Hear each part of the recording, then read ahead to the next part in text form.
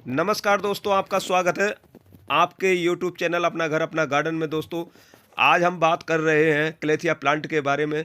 दोस्तों, आपसे मेरी एक प्रार्थना है, अगर वीडियो पर आप आ गए हो तो वीडियो को स्किप करने से पहले वीडियो को एक बार ज़रूर देखें, और चैनल को सब्सक्राइब नहीं किया है तो प्लीज़ चैनल को सब्सक्राइब ज़रूर करें। और वीडियो को देखने के बाद अगर अच्छा लगे तो सभी भाइयों से मेरा रिक्वेस्ट है, प्रार्थना है कि कमेंट ज़रूर करें और मेरा सपोर्ट करें।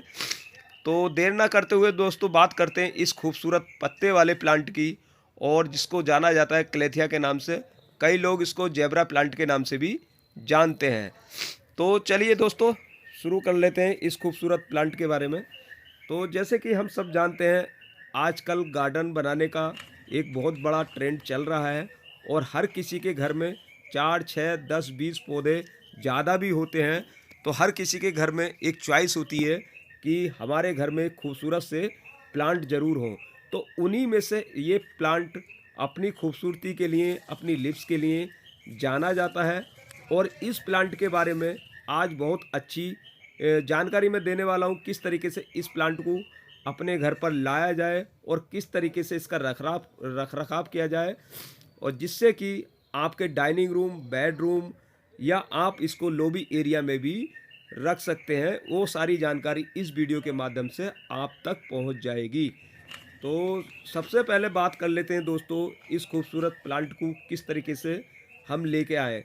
तो इसकी कुछ खास बातें हैं दोस्तों, जैसे कि मैं बता रहा हूं आपको।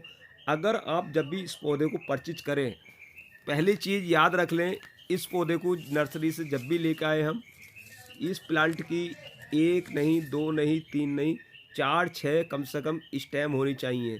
देखिए, अगर सिंगल स्टेम में लेते हैं तो पौधे में वो ग्लो नहीं आएगी, वो चमक नहीं आएगी, यानी कि आपका गमला जो होगा वो हरा भरा एकदम नहीं लगेगा, वो बुंडा बुंडा जैसा लगेगा। तो उसमें 4, 6 स्टेम होना बहुत ज़रूरी है, पहली चीज़। दूसरा, पौधा हेल्दी होना चाहिए। अगर वो भरा हुआ होगा तो वो पौधा ऑटोमेटिक यानी कि आपका हेल्दी होगा। तीसरी चीज़, पौधे की लीव्स से चेक कर लें, कहीं मोड़ा रोग तो नहीं है, कहीं उसकी पत्तियों में तना छेदक रोग तो नहीं है, जिससे कि हमारी पत्तियों पर कोई रोग तो नहीं है।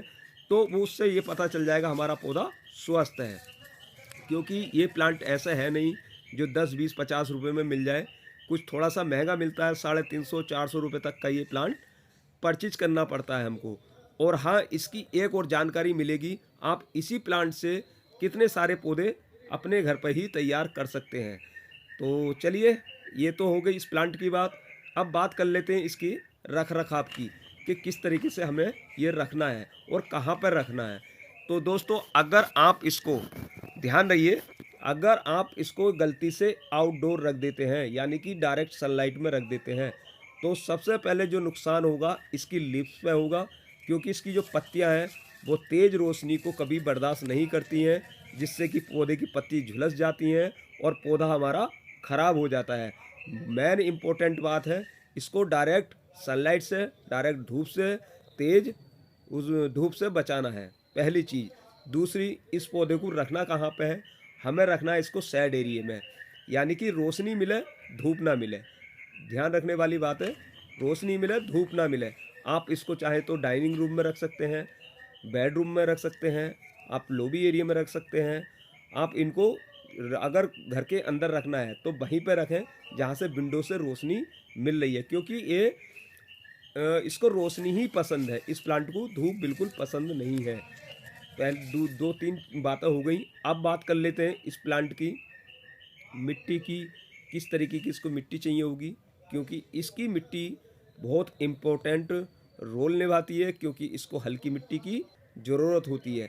अगर गलती से आपने इसको भारी मिट्टी में लगा दिया तो होता क्या है, भारी मिट्टी पानी को ज़्यादा एब्जॉर्ब कर लेती है और मॉइस्चर बना कर रखती है, जिससे कि हमारे पौधे की जो रूट्स होती हैं वो गलना और सड़ने शुरू हो जाती हैं, और धीरे धीरे हमारा पौधा मरने की कगार में पहुंच जाता है।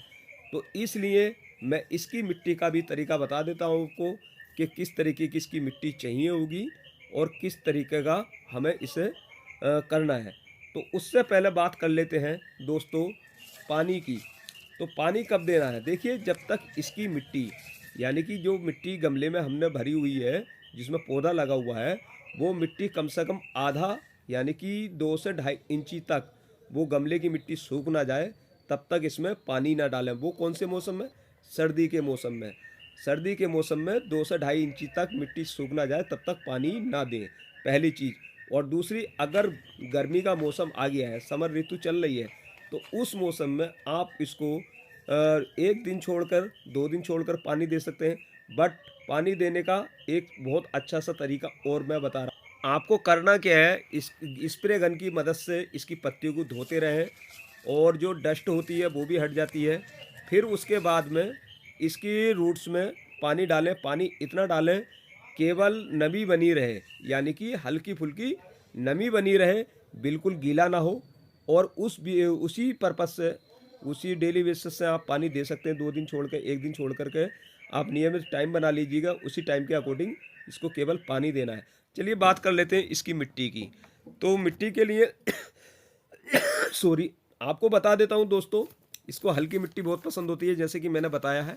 और इसका मिट्टी का सही प्रोसीजर क्या है आप नोट कर लीजिएगा, या मैं डिस्क्रिप्शन में इसको लिख दूंगा, बता दूंगा। आप उस तरीके से मिट्टी बना लीजिएगा। तो इसकी मिट्टी के लिए हमें 20% वर्मी कंपोस्ट लेना है, 20% गोबर की पुरानी खाद लेनी है, 10% इसमें रिवर सैंड जरूर मिला लें, क्योंकि रिवर सैंड पानी को ड्रेन करने में बहुत। और 60% आपको लेनी है रेगुलर मिट्टी, जो दोमट मिट्टी होती है। और अच्छे से मिश्रण करके पौधा रिपोर्ट कर दीजिएगा और सैड एरिया में रख दीजिएगा। तो दोस्तों, मैं उम्मीद करता हूँ ये वीडियो ज़रूर आपको पसंद आई होगी। तो लाइक करिए, शेयर करिए और अपने भाई को प्यार दीजिएगा। मिलता हूँ नई वीडियो में नई जानकारी के लिए। तब तक थैंक यू, धन्यवाद।